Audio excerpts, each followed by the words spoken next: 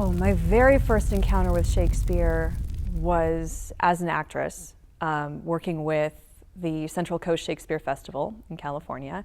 I played Margaret in Much Ado About Nothing.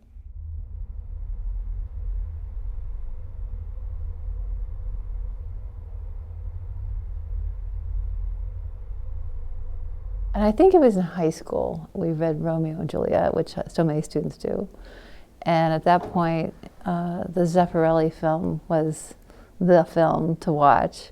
And I thought it was fabulous, as a typical 15-year-old would.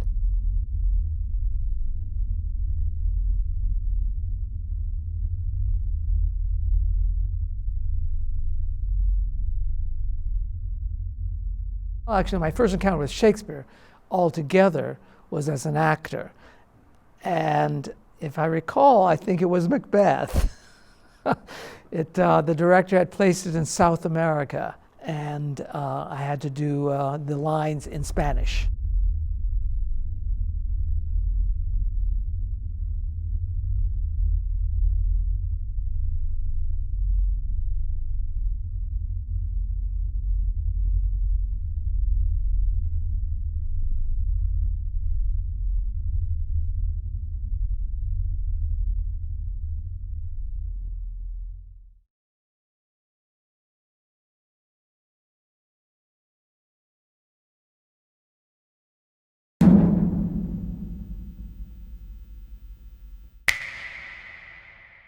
It's really difficult to separate Shakespeare from late 16th century English politics. He comments on politics so often in his plays, and in part I think that's the product of being a Renaissance English playwright, but he seems to do it in particular. And of course he's got to be very careful with how he weighs in on politics. So for example, a lot of his histories, of course, they're the history of the Tudor line, and they sort of have to be. But one of the things he really explores in the histories, and even in some of the tragedies, is the question of legitimacy of a monarch. What is it that makes a king a king?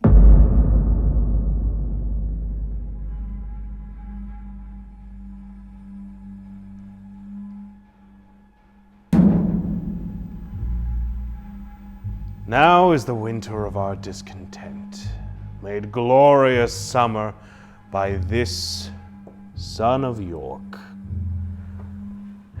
And all the clouds that lord upon our house in the deep bosom of the ocean buried. Now are our brows bound with victorious wreaths, our bruised arms hung up for monuments, our stern alarms changed to merry meetings. If the monarch or one of the monarch's main advisors is your primary patron, and your entire livelihood depends on that person being pleased with your productions, that's a pretty compelling pressure to adapt whatever text you're presenting to a narrative that is going to flatter your patron. So with Richard III, very much that narrative is feeding into the Tudor mythology of Richmond and the House of the Lancasters coming in and reuniting the Lancastrians and the Yorks at the end of the death of Richard, and it's going to, Richmond is the grandfather of Elizabeth I. So showing him as the one who saves the day, and then going to bring England into this long period of peace and prosperity, supposedly, and it's going to lead to the reign of Elizabeth, is a very strategic move on Shakespeare's part to flatter his queen and give the audiences this charismatic villain character that they can watch plotting for most of the time, but then it all ends up, going well for England at the end. And then Macbeth, very similarly, he's taking some of that narrative from Holinshed's Chronicles, which mentions that Banquo helped Macbeth assassinate Duncan. Plots have I laid, inductions dangerous, by drunken prophecies, libels, and dreams, to set my brother Clarence and the king in deadly hate against the other.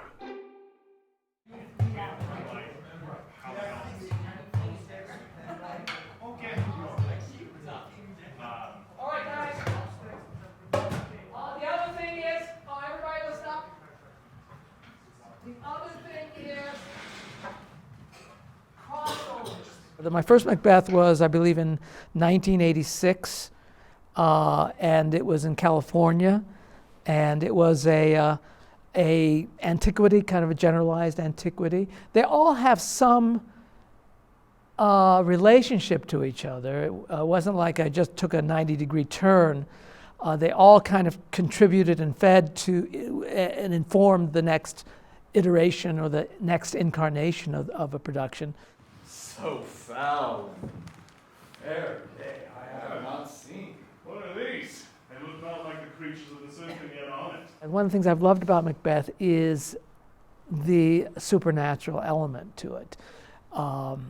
That's one of the fascinating things for me, and I've tended to, in all of the productions that I've done, to not de-emphasize that, but to actually make the witches, the wayward sisters, however you want to call them, I wanted them to be more present. And yet I did not, in none of the productions did I have them as typical Elizabethan witches. They were not hags, with bearded chins or whatever. They were more akin to the Greek Furies, and not so much malevolent as functional beings that delivered karma. Your children shall be kings, when those that gave the fane of Cawdor to me promised no less to them. That, trusted home, might yet enkindle you unto the crown, besides the Thane of Cawdor. But 'tis strange, and oftentimes to win us to harm, the instruments of darkness tell us truths. Win us to honest trifles, to betrays in deepest consequence.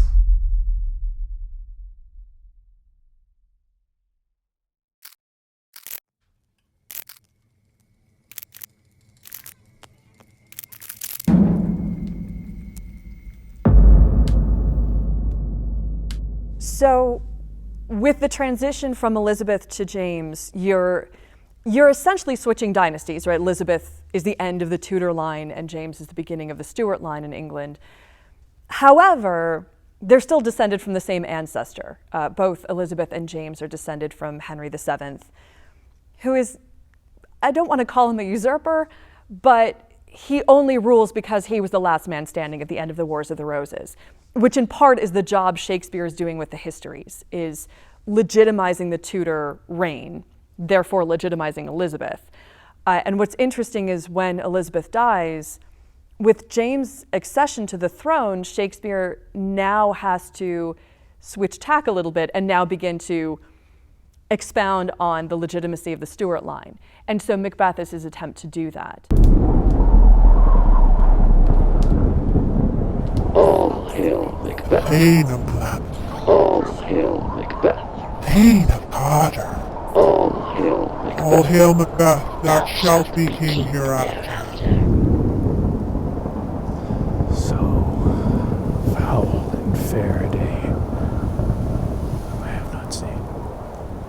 Banquo is James I's ancestor, and so by making Banquo a good guy who criticizes Macbeth for this ambition and for his evil intentions, Shakespeare cleans up James's family history.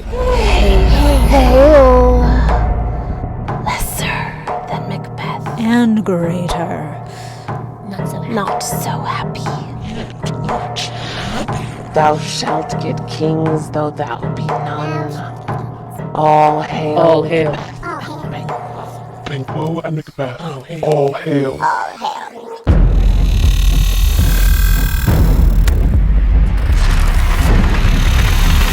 If James could commission a play, it would be Macbeth, and I'm pretty sure it's written for that purpose. James was also himself obsessed with witches and witchcraft. He wrote series of law codes on witches and was sort of partly responsible for the witch craze in Scotland. Bloody liberals and resolute, laugh not to scorn the power of man. We have diabolical intervention with a ruler. And so I think one of the things Shakespeare is trying to do is use James' own language in order to warn him about the ease of a king turning into a tyrant and the dangers to the state when that happens. Turn, hellhound. Turn!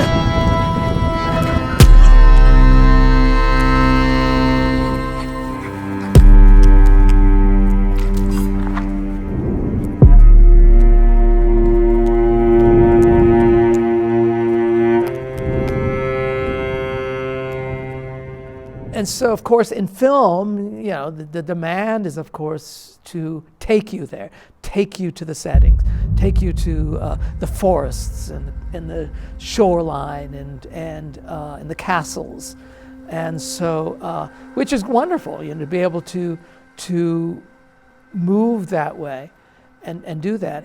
And there's a give and take there. There's something that is.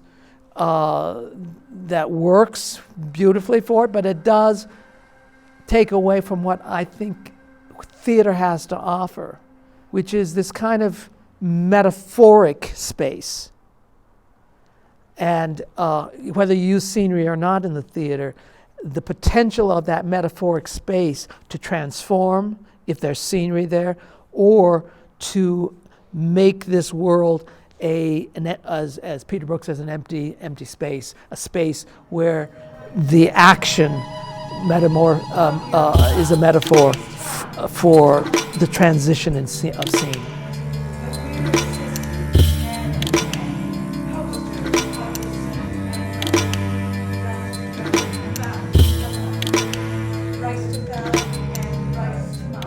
To me, it's about translating this play, which is, you know, now over 400 years old, to a contemporary 21st century audience, and so there's a lot that goes into that. That is, and obviously you're not changing the language. The language is certainly the beauty of it, and one would not want to change it, you know.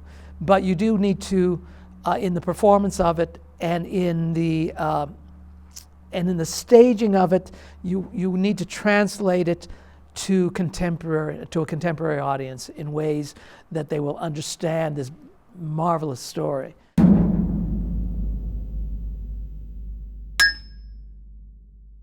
I think he has such a grasp on what audiences are attracted to, and the charisma of an evil character who we know we're not supposed to like, but we somehow get drawn toward, is very powerful. And what's he, then, that says I play the villain? When this advice is free, I give and honest, probable to thinking, and indeed the course to win the more again. For 'tis most easy the inclining Desdemona to subdue in any honest suit. She's framed as fruitful as the free elements.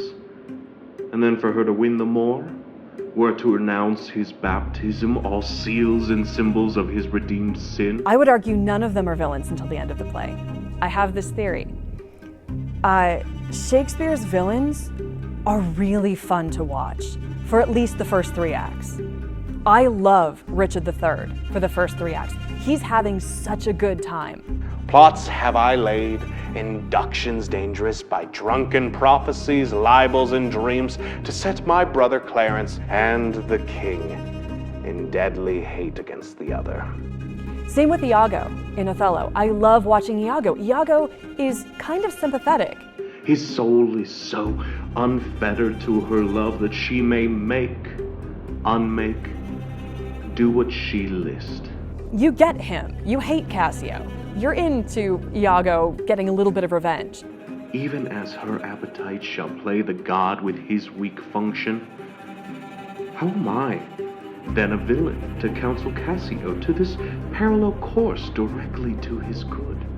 There's always one point, and it's usually around Act 4, where they go one step too far. and then the audience gets to turn on them. For Richard III, it's killing the princes in the tower. In Othello, it's when Othello says, okay, if Desdemona's been cheating on him, fine, he'll divorce her, and Iago says, no, you have to kill her. For Macbeth, it's the murder of the Macduff family.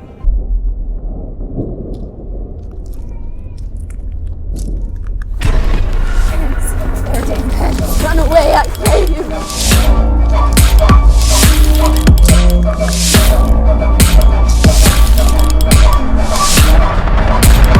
We're okay with him killing Duncan. We don't love Duncan.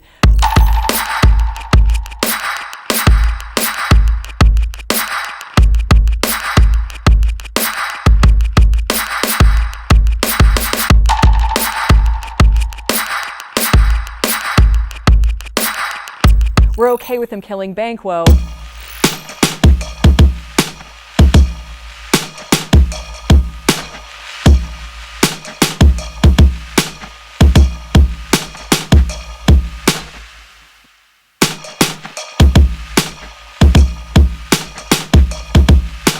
Kind of. We haven't gotten to know Banquo that well. He's not that sympathetic. It's okay. The Macduff family is horrific.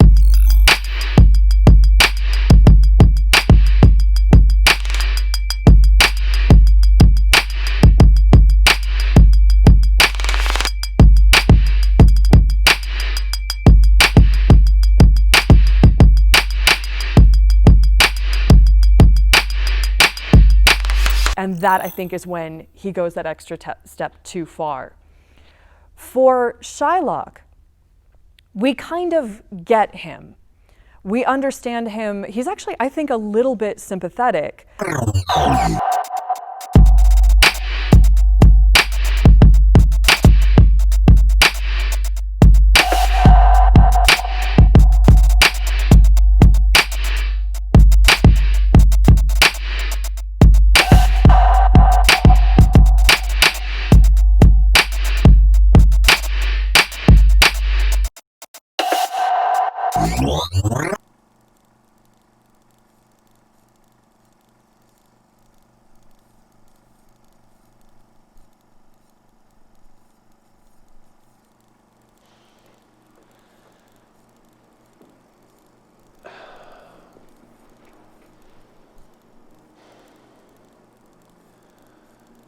To bait fish withal.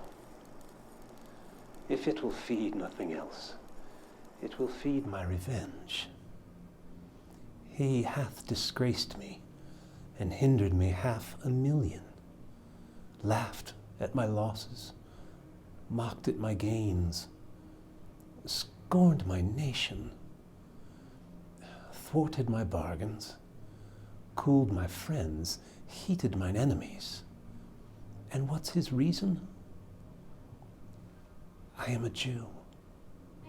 Shylock is such an interesting example because he is villainized, but he's also humanized in a way that was very unusual for the time. If you look at Christopher Marlowe's Jew of Malta play, Barabbas is a stock figure villain who just goes around plotting evil and has no human emotional capacity that we become aware of. Whereas Shylock comes out on the stage and says, I am a human too. I should not be treated this way. Hath a Jew not eyes? Hath a Jew not hands, organs, senses, dimensions, affections, passions? Fed by the same food, hurt by the same weapons, subject to the same diseases, and healed by the same means, warmed and cooled by the same winters and summers as a Christian?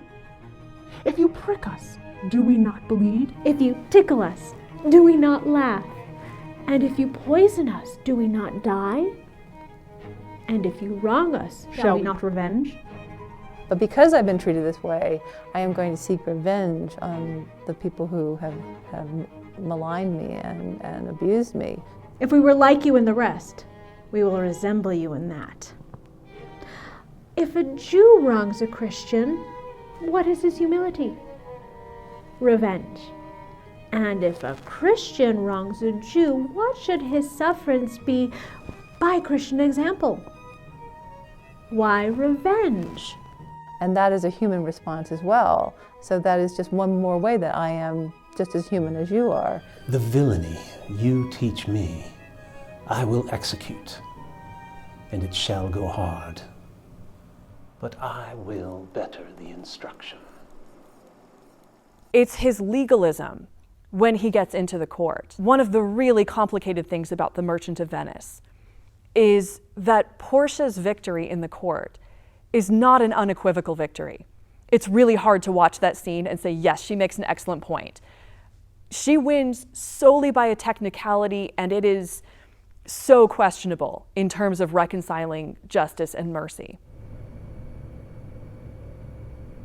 Tarry little, there's something else. This bond doth give thee here no jot of blood. The words expressly are a pound of flesh. Take then thy bond, take thou thy pound of flesh, but in the cutting it, if thou dost shed one drop of Christian blood, thy lands and goods are by the laws of Venice confiscate unto the state of Venice. Got a really interesting production history because, for example, in Nazi Germany, the play was allowed to be performed, but they had to excise the romance and elopement of Jessica and Lorenzo because they wouldn't tolerate what they considered an interracial marriage. And then in Palestine, the play was allowed to be presented. However, they refused to have the forced conversion of Shylock from Judaism to Christianity as part of the performance because that was too offensive. So there are ways in which this play has touched different audiences in different ways and appealed to them on some level in terms of what their appetite for theater might be, but yet there's some ways in which it also crosses a line for different audiences for different reasons. Shakespeare, I think, is so interesting because his plays have this mutability that they're able to be updated and just slightly reworked, and they become very relevant in different settings throughout history. You always look at actors and the potential of casting and people you'd want to work with. So that's always the potential of casting is always necessary to thinking about. And the other one was working with that show in a space that you're going to have 40 people in here, and a very close space. I've never done it in this small a space, and where we have audiences on two sides. So that really excited me as well. The power of this piece in an intimate setting, the intensity and intimacy that we're going to gain from this.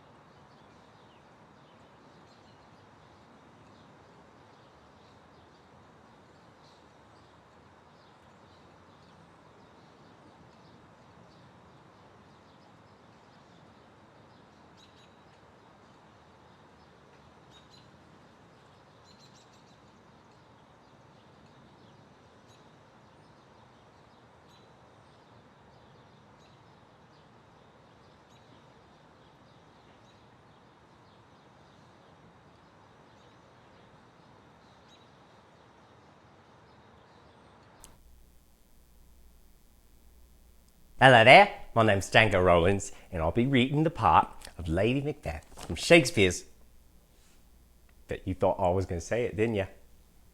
I mean, you kind of just did. Look, I told you, it doesn't count when you say lady part first. I'm Rosie Carbonara. I'm 5'6", and today I'll be reading for you. Lo is the bark that hath discharged his fraught, returns with precious lading to the bay. Once more unto the breach, dear friends, once more. Deny thy father and refuse thy name. Dearest father, you have put the wild waters. Romeo, Romeo, wherefore art thou Romeo? Deny thy father and refuse thy name. Or Here's the spot. Ah, she speaks. I will set down what comes from her to satisfy my remembrance the more strongly. Out, damned spot, out, I say.